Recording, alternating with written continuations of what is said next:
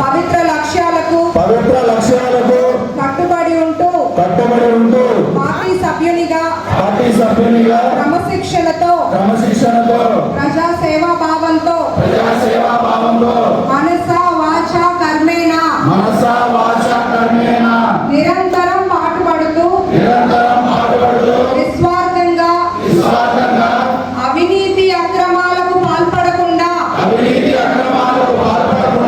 దీక్షా దక్షతలతో అంకిత భావంతో తెలుగుదేశం ప్రతిష్టను ప్రతిపత్తిని